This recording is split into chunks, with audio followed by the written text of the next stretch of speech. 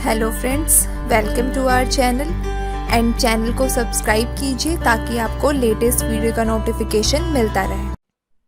Hello friends, आज के इस वीडियो में हम डिस्कस करेंगे अकाउंटिंग रेशोज़ के बारे में। तो अकाउंटिंग रेशोज़ होती है टूल्स या फिर techniques of financial analysis. Okay, तो अकाउंटिंग रेशो हमें हेल्प करती है फाइनेंशियल स्टेटमेंट्स को एनालाइज करने के लिए। तो फाइनेंशियल एनालिसिस के बारे में हमने पिछली वीडियो में भी डिस्कस किया था। अगर आपने वो वीडियो अभी तक नहीं देखी तो आप आई बटन पे जाके देख सकते हैं। ओके, तो हम स्टार्ट करते हैं। Meaning of ratio. रेशो क्या होती है? Relationship between two figures expressed in arithmetical terms is called ratio. Ratio का मतलब होता है सिंपल, जो दो फिगर्स के बीच में कोई रिलेशन बताए उसको हम रेशो कहते हैं। अगर हम अकाउंटिंग रेशोज़ की बात करेंगे तो जो दो अकाउंटिंग फिगर्स के बीच में एक हमें कॉज एंड अफेक्ट का रिलेशन जो बताएगी उसको हम कहेंगे अकाउंटिंग रेशोज़। ओके, तो यहाँ पर हमने एक छोटा सा एग्जाम्पल लिया है अकाउंटिंग रेशो क्यों हम निकालते हैं, क्या इसका बेनिफिट है, इसको समझने के लिए। तो यहाँ पे हमारे पास दो ऑनर हैं, एक mister A and mister B. अब इन्होंने जो फाइनेंशियल स्टेटमेंट्स प्रिपेयर करी थी उसमें जो इन्होंने प्रॉफिट एंड लॉस अकाउंट बनाया था उससे हमें पता चला कि मिस्टर ए प्रॉफिट अर्न कर रहा है 1 लाख का और मिस्टर बी प्रॉफिट अर्न कर रहा है 1,50,000 का। ओके, तो अब हमें बताना है दोनों के प्रॉफिट को देख के कि इनमें से मिस्टर ए ज़्यादा एफिशिएंट है या मिस्टर बी ज़्यादा एफिशिएंट है। तो हम कैसे बताएंगे? तो क्या हम सिर्फ इनका प्रॉफिट देख के कि मिस्टर बी ज़्यादा प्रॉफिट अर्न कर रहा है ए के कंपेयर में, तो क्या हम ये कह देंगे कि मिस्टर बी ज़्यादा एफिशिएंट है? नहीं, हम सिर्फ प्रॉफिट के बेसिस पे नहीं मान सकते, सिर्फ एक टर्म प्रॉफिट के बेस पे हम नहीं कह सकते कि इनमें से बी ज़्यादा एफिशिएंट है। ओके, इसके जैसे यहाँ पर अब मान लीजिए अगर हमें पता चलता है कि कैपिटल के बारे में, अगर हमें पता चला कि मिस्टर ए ने कैपिटल लगाई 10 लाख की और मिस्टर बी ने कैपिटल लगाई है 12 लाख की। ओके, तो अगर अब हम कैपिटल के बेसिस पे देखें, कैपिटल के बेसिस पे उसने कितना प्रॉफिट अर्न किया, तो मिस्टर ए का अगर हम देखेंगे उसका प्रॉफिट है 1 लाख डिवाइडेड बाय उसने कैपिटल लगाई 10 लाख इंटू 100। अगर हमने इसको जो एक्सप्रेस किया तो इसका आया 10%। ओके, ऐसे ही हमने मिस्टर बी का निकाला तो इसका आया 12.5%। तो यहाँ पर हम इस परसेंटेज के बेसिस पे कहेंगे, इस कैपिटल के बेसिस पे जो हमने परसेंटेज निकाली है इसके बेसिस पे कह सकते हैं कि इन दोनों में से कौन ज़्यादा एफिशिएंट है। अब इसकी जो परसेंटेज है वो ज़्यादा आई है 12.5%। तो अब हम यहाँ पे कह सकते हैं कि yes, B is more efficient than A, क्योंकि बी ने अपनी कैपिटल को ज़्यादा इफेक्टिवली यूज़ किया है। ओके, तो यहाँ पर ये चीज़ प्रूफ हो गई है कि एक सिंगल टर्म के बेसिस पे हम कोई कंक्लूज़न, कुछ डिसीज़न नहीं निकाल सकते। ओके, तो इसके लिए हमें जो है एनालाइज करना इसको ज़्यादा इम्पॉर्टेंट है। इसके बाद हम देखते हैं रेशोज़ में be expressed in the following veg. Ratio को एक्सप्रेस करने का अलग अलग तरीका होता है। जनरली 4 टाइप्स से हम रेशो को एक्सप्रेस कर सकते हैं, जिसमें सबसे फर्स्ट है प्रपोर्शन या फिर प्योर रेशो या फिर हम इसको सिंपल रेशो भी बोलते हैं। इसको हम सिंपल ऐसे एक्सप्रेस करते हैं जैसे 2:1, 3:1, इस तरीके से। जैसे एग्जांपल के लिए हमारी करंट एसेट्स है 2 लाख और करंट लाइबिलिटीज़ है 1 लाख। तो अगर हम करंट रेशो निकालते हैं करंट एसेट्स का करंट लाइबिलिटी के साथ, तो 2 लाख डिवाइडेड बाय 1 लाख, ये सिंपल आ जाएगा 2:1। इसको हम बोलेंगे सिंपल रेशो। नेक्स्ट आता है रेट या फिर सो मैनी टाइम्स रेशो, मतलब इसको हम टाइम्स में एक्सप्रेस करते हैं। जैसे एग्जाम्पल के लिए हमारी क्रेडिट सेल है 2 लाख और ट्रेड रिसीवेबल्स या फिर हमारे डेटर्स जो हैं वो हैं 40,000। तो अगर हम ट्रेड रिसीवेबल टर्नओवर रेशो निकालेंगे तो इसमें हम क्या करेंगे, 2 लाख डिवाइडेड बाय 40,000, तो ये हमारा आएगा 5 टाइम्स। तो हम ये कह सकते हैं कि जो हमारी सेल्स है वो हमारे डेटर्स या फिर ट्रेड रिसीवेबल के कंपेयर में 5 टाइम्स ज़्यादा है। नेक्स्ट आता है परसेंटेज। जैसे अभी हमने पिछले एग्जाम्पल में भी डिस्कस किया था, कैपिटल प्रॉफिट के बीच का रिलेशन हमने निकाला था। तो जैसे यहाँ पे हमारा प्रॉफिट है 2 लाख और हमने कैपिटल लगाई है 10 लाख, तो 2 lakh divided by 10 lakh into 100, इसको हमने परसेंटेज की फॉर्म में एक्सप्रेस किया। Okay, next okay. नेक्स्ट आता है फ्रैक्शन। फ्रैक्शन में भी हम रेशो को एक्सप्रेस कर सकते हैं। जैसे एग्जांपल के लिए हमारी कैपिटल है 1 लाख और जो हमारा प्रॉफिट आया है वो हमारा कैपिटल का 1/5 है, तो ये जो 1/5 है इसको हम रेशो बोलेंगे। ओके, जिसमें हमारा 20,000 जो है प्रॉफिट आया है। ओके, इसके बाद हम देखते हैं advantages of accounting ratios. Accounting ratio के क्या क्या एडवांटेजेस हैं।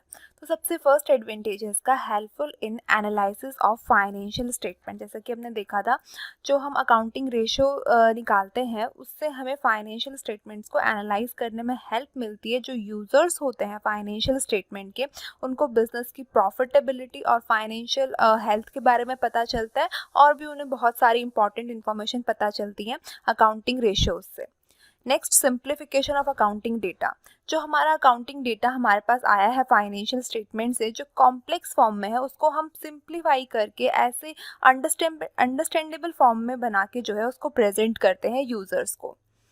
नेक्स्ट आता है helpful in comparative studies. Accounting ratios से हम कंपैरिजन कर सकते हैं।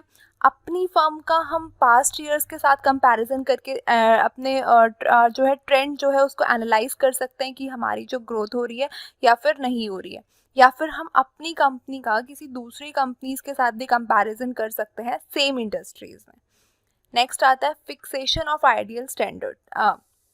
तो यहाँ पे जो भी अकाउंटिंग रेशियो है, हर एक रेशियो का एक आइडियल रेशियो फिक्स है। जैसे एग्जाम्पल के लिए करंट रेशियो है, तो करंट रेशियो का आइडियल रेशियो है 2:1। तो यहाँ पे हम क्या करते हैं, जो भी हमारी अकाउंटिंग रेशियोज आती हैं, एक्चुअल रेशियोज जो आती हैं, उनको हम आइडियल स्टैंडर्ड जो हमने फिक्स करे हुए हैं उनसे कंपैरिजन करते हैं और हमें पता चलता है उससे कि हमारी एफिशिएंसी कितनी है। ओके, नेक्स्ट आता है helpful in forecasting.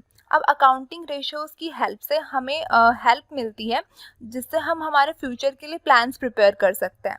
For example, अगर हमारे पास रेवेन्यू फ्रॉम ऑपरेशन हमें दिया हुआ है 10 लाख और हमें इन्वेंट्री दी हुई है 2 लाख की, हमारे पास इन्वेंट्री थी 2 लाख की, तो यहाँ से हमें क्या पता चलता है कि जो हमारा रेवेन्यू फ्रॉम ऑपरेशन है उसका 20% कम से कम हमें इन्वेंट्री चाहिए।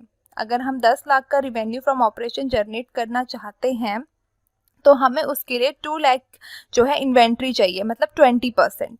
तो ऐसी अगर फर्म चाहती है कि उसकी जो सेल्स है वो 15 लाख हो, जो उसका रिवेन्यू फ्रॉम ऑपरेशन है वो 15 लाख हो, तो यहाँ पे हमें पता है कि रेवेन्यू फ्रॉम ऑपरेशन का 20% चाहिए होगी हमें इन्वेंट्री।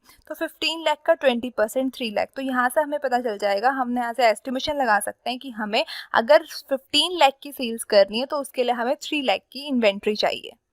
ओके, उसके बाद आती है लिमिटेशंस ऑफ अकाउंटिंग रेशियोज। अगर उसके कुछ एडवांटेजेस हैं तो कुछ डिसएडवांटेजेस भी हैं, जिसमें सबसे फर्स्ट लिमिटेशन है इग्नोर क्वालिटेटिव फैक्टर। जो अकाउंटिंग रेशियोज हैं उसमें हम सिर्फ क्वांटिटेटिव डेटा की बात करते हैं, जो क्वालिटेटिव फैक्टर्स होते हैं उनको हम इग्नोर कर देते हैं।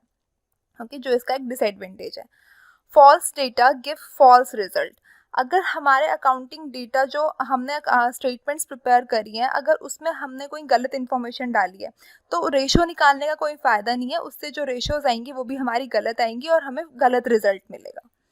नेक्स्ट आता है comparison not possible if different firms adapt different accounting policies.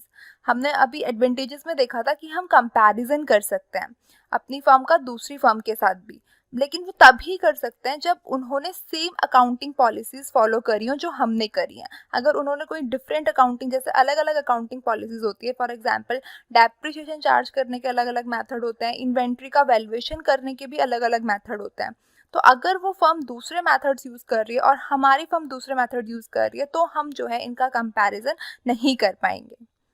Next आता है ratio analysis become less effective due to price level changes.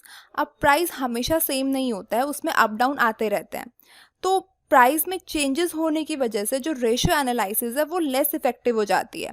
For example, अगर हमने 1000 मशीन्स बेची हैं 2020 में 9 लाख की, और अगर वही मशीन्स हम सेम 1000 मशीन्स ही हम अगर 2021 में बेच रहे हैं 10 लाख की, तो यहाँ से हमने देखने को मिल रहा है कि सेल्स तो हमारा जो प्राइस है वो बढ़ गया है, लेकिन वो सिर्फ सेल्स प्राइस बढ़ा है, उसका मशीनरी का प्राइस बढ़ा है, एक्चुअल में हमारी कोई सेल्स इंक्रीज नहीं हुई है।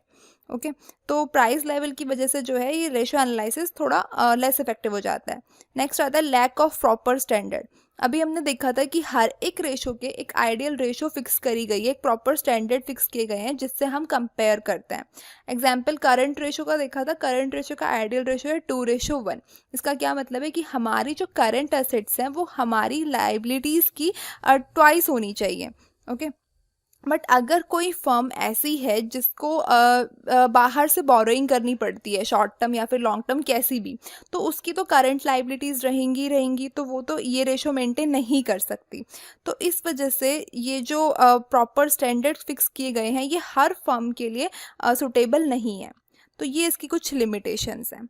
नेक्स्ट वीडियो में हम प्रैक्टिकल्स स्टार्ट करेंगे। Okay, thank you.